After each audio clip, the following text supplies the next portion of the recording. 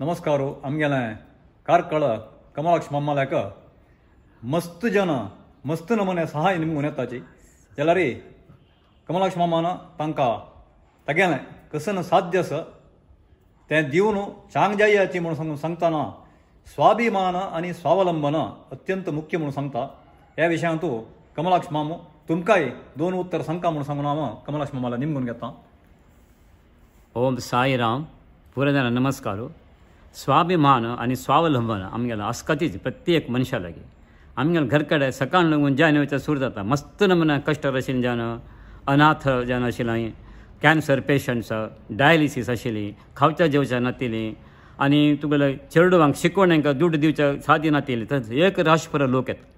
हांव पुरो जाणां चेडो हावस पावस पळयता चेडवा लागीं उलयता हांव तांगेल्या केन्ना सांग म्हळ्यार तुमकां निजावन साध्य ना आमच्यान तुमच्यान तसं ज्ञान मात्र येवका मनशा एक स्वाभिमान आनी स्वावलंबन म्हूण आसता। कृष्णान भगवत गीते म्हणो कोणा लागीं स्वाभिमान आनी स्वावलंबन आसता ताका लोट हांव केन्नाय आसा म्हूण म्हणो आमी जाय म्हूण कोणी दित म्हणून घेवचें ना। हांव कसं दिलें रे तें सत्पात्रेक होगबेक सत्पात्र मेळटा तें तशें जाल्यार मात म्हाका भारी खूश जाता। सो आमी स्वावलंबन आनी कसं म्हळ्यार इंग्लिशान म्हणटा ती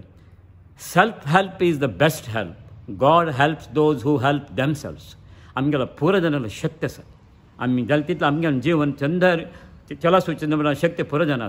भारी कश्ट साध्य ना असो आशिल्लें तसो जाल्यार हांगा येयलें हांव केन्नाय आसा हांव पुरो जाणां सांगू आसा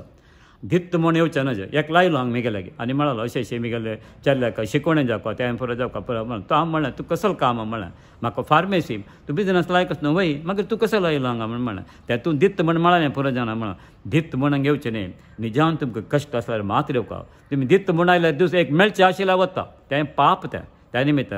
तुमकां निजावन जावका आमकां तुमकां उपाय ना म्हूण तसले जाणां आयलां पुरो जाणां हांव कोणाकय खाल हातार पेटें शिर्डी साईबाबान तशीं तेगेलें अंदू दुखून ताणें कोणाकय तेगेलें मोस्को दुखून कोणाकय खाल हातार पेटेन प्रत्येक आयिल्ल्याक ताणें तांकां दिवन पेटलो खाल हातान कोणाकय पेटेन त्या निमित्त स्वाभिमान स्वावलंबन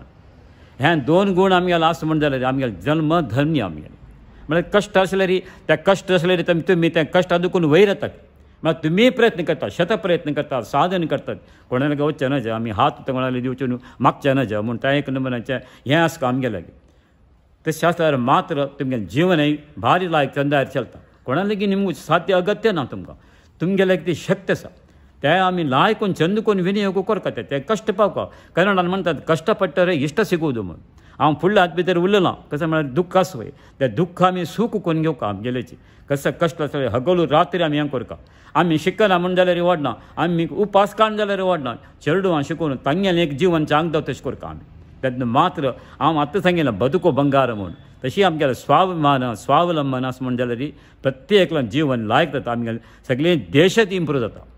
देशांत प्रगती जाता म्हळ्यार कोणी मागचें जावन उणें जाता ती म्हळ्यार तांकां कळटा ताजें स्वाभिमान म्हळ्यार कसं न्हय स्वावलंबन म्हळ्यार आमी आमगेलें जिवन आमी करता देवान आमकां दिलां आमी केलें कर्म आमी खावका हें आमी कर्म भोगून शुद्ध हें प्रारब्ध म्हण तांणी लेखून लायक करून काम करून तांगेलें जीवन तांणी सुदारण करून गेलें म्हण जाल्यार कोणी कोणा लागीं सहाय्य येवचें अगत्य ना कोणा लागीं डिपेंड जावचें अगत्य ना तांगेलें जीवन तांणी करचें साध्य आसा अशें प्रत्येकल्यान लेखल्यार आमगेलें जीवन आमगेलें हें सगळें देश भारी प्रॉस्परस जाता भारी रीच जाता आमगेलें देशांत म्हळ्यार ज्यान पुरो तांणी काम करून तांगेले कश्टारी वयर येवन तांणी दाखयता जे आमी खंयचे नमुने कश्ट पावन जन आमगेल्या जिवनार वयर येयली ते आमगेलें स्वाभिमान आनी स्वावलंबन आमी केन्नाय सोणी त्या महा विशय तो हें आमी केल्यार आमगेलें चेडूं जाल्यार हेंच शिकून आमगेलें मुखार पिळगे भारी लायक जाता ताका ते पुरो जाणांनी हें चंदार आलोचन करून हाचे विशय मन चिंतन केल्यार आमगेलें देश अभिवृद्धी जाता आमगेलें प्रत्येक समाजाचें कल्याण जाता हाजे निमित्त प्रत्येकल्यान हाजें आलोचन करता आनी हांव तुमकां हें समाज हाजे विशय चिंतन करून तुमी वयर येवका चेडवांक हाजें बोधन दिवका म्हण तुमगेलें मागून घेवन म्हगेलें दोन उतर हांव हांगा मुक्ताय करता।